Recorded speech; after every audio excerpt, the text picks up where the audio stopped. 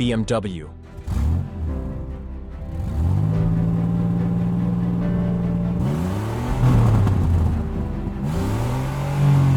The three letters that stand for luxury, speed, and perfection. But did you know this iconic brand once built aircraft engines during World War I? How did it transform from humble beginnings to a giant in the automotive world? Let's uncover the unexpected story behind BMW's rise to fame.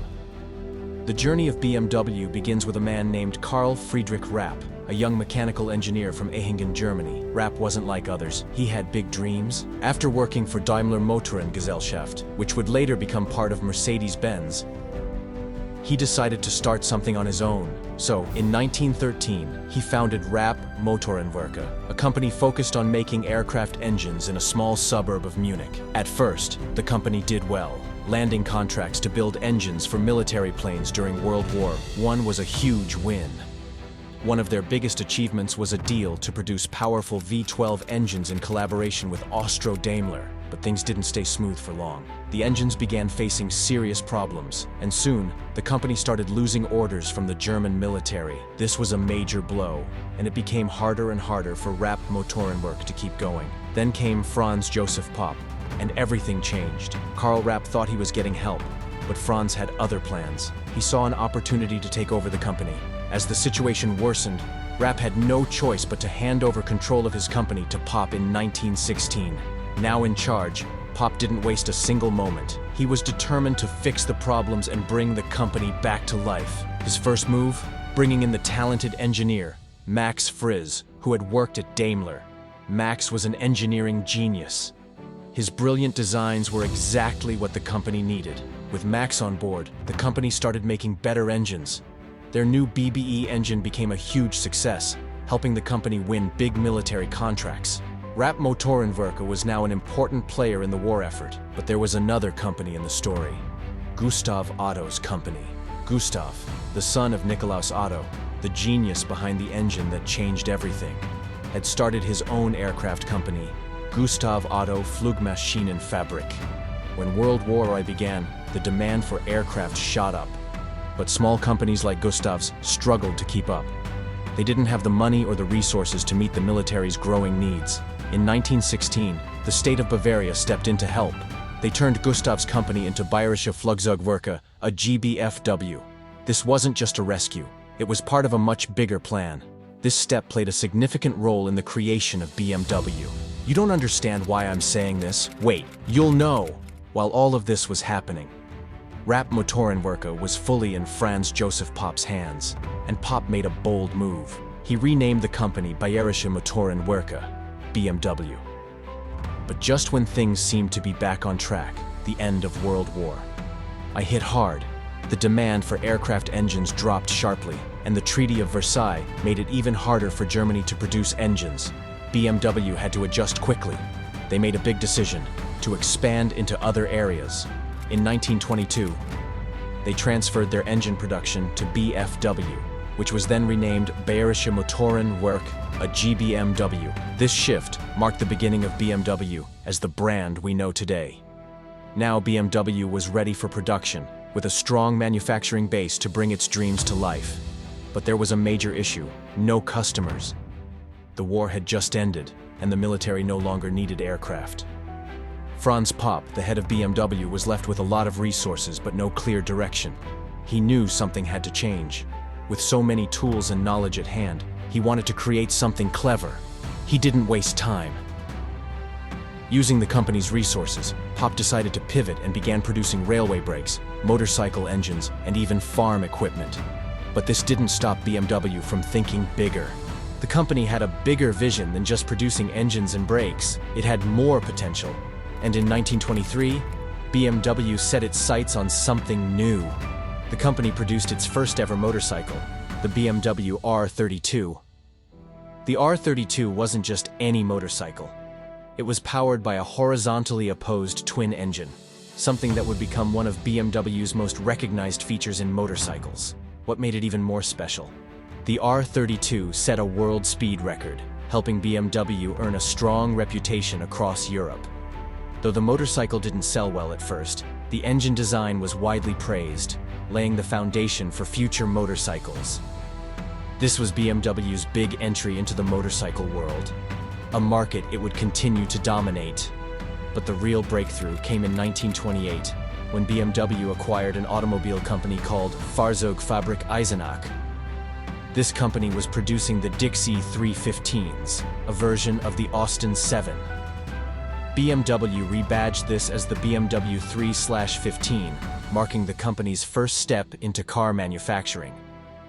In 1932, BMW introduced the BMW 3/20, which was the company's first car designed entirely in-house.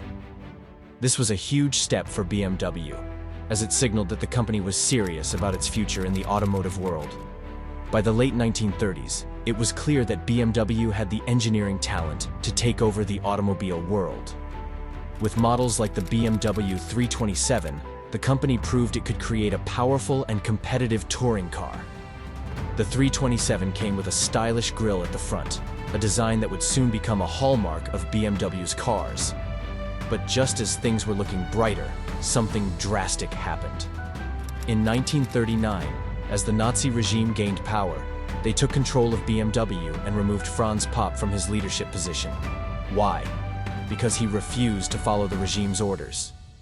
BMW's leadership was shaken, and by the end of the 1930s, the company was relying heavily on government contracts and war efforts to stay afloat.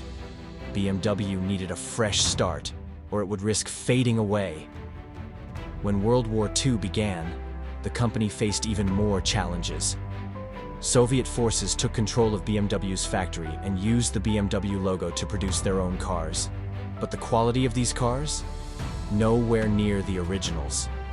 This takeover showed just how important the BMW name had become, even though the company itself was struggling to survive. Fast forward to 1951. 2 decades after the war, BMW made a strong comeback. They introduced the BMW 501, a large luxury car that featured the company's cutting-edge technology. It had smooth curves, a spacious interior, and 100 horsepower from a light, efficient V8 engine. The 501 was exactly what BMW needed to restart operations. But there was a problem. The luxury car market had changed. BMW wasn't the only player anymore, and the company faced a financial crisis. It couldn't afford to mass-produce the 501. In the end, only 49 cars were made in 1952. Even though production was limited, the BMW 501 played a crucial role in the company's recovery after the war. It proved that BMW still had the ability to design and produce high-quality luxury cars. In 1954, BMW introduced the BMW 502, featuring an even more powerful V8 engine than the 501. Both models were engineering masterpieces, but there was one major issue: their hefty price tag. Priced at over 15,000 Deutsche Marks, neither the 501 nor the 502 managed to achieve commercial success. Money became a significant problem for BMW. They didn't have the resources to take big risks. In 1955, BMW made a bold move. They bought the rights to produce the Isetta microcar from an Italian company, ISO. The Isetta was a small, bubble-shaped car, inexpensive to buy and fuel-efficient. While it sold well, the profits were too small to keep BMW afloat. Meanwhile, their luxury sedans weren't selling, and the Isetta wasn't generating enough revenue. This left BMW with only one option: either close the company or sell it to Daimler-Benz, which had already offered to buy BMW. It seemed like the end was near. But just when all hope seemed lost, a hero emerged: Herbert Quandt, a major shareholder. He stepped in, purchased more shares, and helped turn the company around. Under Quandt's leadership, BMW launched the new class models, starting with the BMW 1500 in 1961. These sporty, affordable cars changed the company's fortunes forever. By 1962, BMW finally broke even, earning an impressive 294 million Deutsche Marks. Sales soared in 1963, rising nearly 50% to 433 million marks, a remarkable comeback. But BMW wasn't done yet. No way. They weren't just happy making great cars. They wanted to dominate the automotive world. In the 1970s, BMW made bold moves. They launched several sedans that became known for blending performance with luxury. These cars weren't just fast. They were comfortable and packed with advanced technology. BMW also entered the luxury sedan market, proving they could compete with the biggest names. But they didn't stop there. Oh no! BMW wanted to show the world they could build cars that were not only luxurious but also thrilling to drive. This burning determination led to the creation of the BMW M1. Born in partnership with Lamborghini, the M1 was BMW's first supercar. Even when Lamborghini backed out of the project, BMW kept going. The M1 became a racing icon, proving BMW's unyielding commitment to performance. By the 1980s, BMW was on a roll. Cars like the E30 M3 combined everyday practicality with racing DNA, winning over car lovers everywhere. And the 1990s? They cemented BMW's place as a global leader in the industry. BMW didn't just make cars, they built a legacy. Their vehicles stood the test of time and became symbols of innovation, performance, and style. As they continue to push boundaries, one thing is clear: BMW doesn't follow trends, they set them.